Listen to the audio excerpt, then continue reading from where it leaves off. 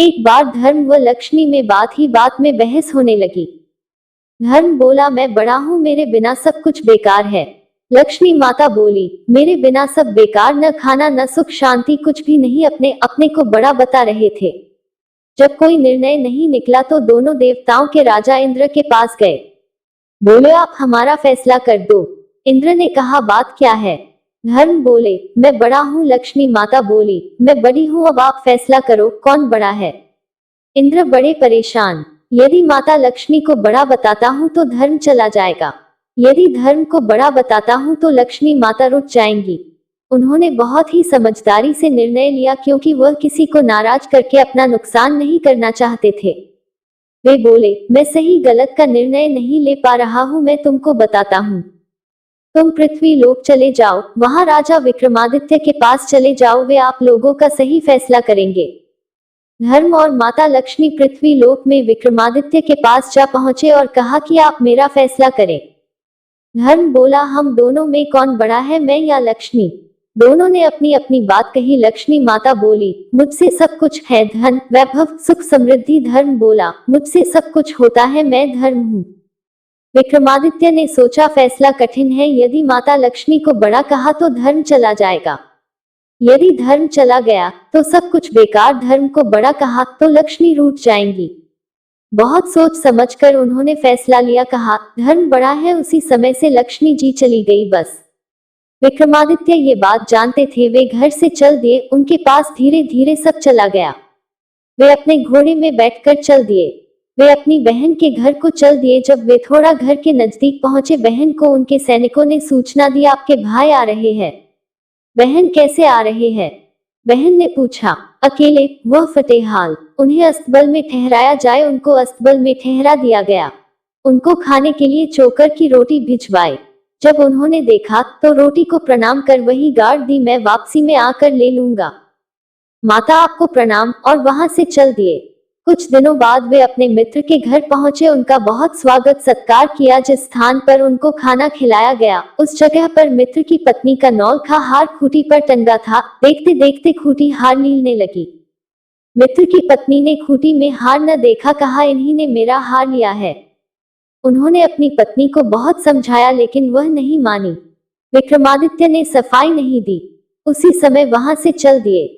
चलते चलते दूसरे शहर पहुंचे। इतने ज्यादा थक चुके थे, पेड़ के नीचे विश्राम करने लगे। ठंडी ठंडी हवा चल रही थी, उनको नींद आ गई। उधर चोर राजा के खजाने से चोरी कर भाग रहे थे। सिपाही चोर का पीछे कर रहे थे। सिपाही के डर से चोर चोरी का सामान वही पेड़ के नीचे रखकर भाग गए कि एक राजा का सिपाही पीछा करते हुए उसी पेड़ के पास पहुंचे। चोरी का सामान वहां पर रखा देखा। उन्हें चोर समझ राजा के समक्ष पेश किया। राजा ने कहा कि इसके हाथ पैर दोनों काट कर बीच चौराहे पर डाल दो। जो भी गुजरे 5-5 जूते मारो इसको। जो भी गुजरता सब उसको जूते मारते।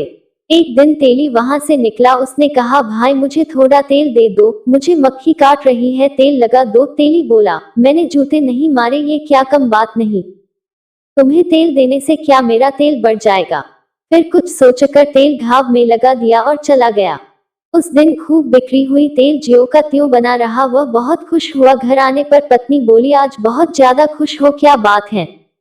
उसने सारी बात बताई। उसने कहा, अपने बच्चे नहीं है, उसे हम घर ले आएंगे, उसकी सेवा करेंगे। तेली फौरन राजा के पास गया। कहा, राजा जी, मेरे संतान नहीं है, हम उसको घर ले जाना चाहते हैं। राजा को उसकी कोई जरूरत नहीं थी। उन्होंने कहा, ले जाओ। तेली उसको अपने घर ले आए। अपने बच्चे की तरह प्यार करते व सेवा करने लगे।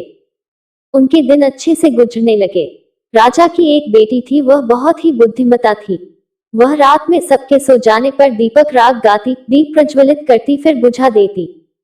लेकिन थोड़ी सी देर में दीपक जल उठते। वह सोचती, ये कैसे हो गया? दूसरे दिन राजकुमारी ने दीपक जलाए। कुछ समय के बाद बुझा दिया, लेकिन कुछ समय पश्चात फिर जल उठे। उसने सोचा, यहाँ कहीं विक्रमादित्य है, क्योंकि उनके सिवा दीपक राग कोई नहीं जानता। दूसरे दिन राजकुमारी ने राजा से कहा, पिताजी, मुझे 100 घड़े तेल चाहिए। राजा ने तेली के घर सूचना भेजी। तेली परेशान हो गया। एक दिन में 100 घड़े तेल नामुमकिन है। विक्रमादित्य बोले, हो जाएगा, परेशान न होए, मैं कर लूंगा। बेटा, तुम कैसे? आप लोग आराम से सोए, सब हो जाएगा। दूसरे दिन सुबह तेली हैरान रह गया, क्योंकि 100 घड़े तेल रखा था। राजकुमारी बोली, पिताश्री सब जगह मेरे स्वयंवर की सूचना भिजवा दीजिए। राजा ने वैसा ही किया। इधर विक्रमादित्य ने कहा, मुझे भी जाना है। तेली बोला, बेटा कैसे जा सकते हो? राजा विक्रमादित्य नहीं माने। तब तेली ने तेल भिजवाने के बाद तैयार कर उसको वहां ले जाकर बैठा दिया। राजकुमारी माला लेकर सब जगह देखती हुई घूमती वहीं पहुंच गई।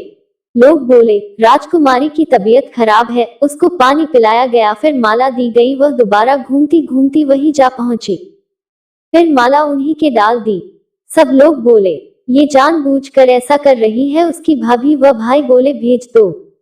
वह खुशी खुशी उनके घर चली गई। तेली सोचे, ये मेरे घर कैसे रहेगी, लेकिन वह उनके घर आराम से रहने लगी। एक दिन विक्रमादित्य बोले, अपने घर जाओ, उनसे कहना मेरे पति को हिरण का मांस खाना है। वह अपने पति को इनकार न कर सकी। वह अपनी माँ के घर गई। भाभियों से बोली, मुझे हिरण के मांस खाने की इच्छा है। भाभियां बोली, किसी अच्छे आदमी से शादी करनी थी। बगैर कुछ बोले वह वहां से चली आई। जो वहां हुआ वह सब कह सुनाया। फिर वहां जाओ, अब की बार मेरा घोड़ा व तलवार ले आओ, साथ में मेरा रुमाल ले जाओ, अगर परेशान करे तो रुमाल दिखा देना। राजकुमारी फिर अपने मायके गई। फिर आ गई, मैं आज हिरण का मांस लेने नहीं आई, मैं उनका घोड़ा व तलवार लेने आई हूँ। राजकुमारी अपने घर पहुंच गई। उनकी भाभियां से बोली, ले जाओ तलवार व घोड़ा। भाभियों ने सोचा, इतना खराब घोड़ा है, हमें क्या फायदा। जब राजकुमारी घोड़ा व तलवार लेने पहुंची, घोड़ा मारने व तलवार काटने को बढ़ी, उसे याद आया कि आते समय रुमाल दिया था दिखाने के लिए। तुरंत रुमाल दिखा दिया, वह शांत हो गए। वह उन्हें लेकर वापस लौट आई। दूसरे दिन सुबह विक्रमादित्य ने कहा, मुझे शिकार पर जाना है।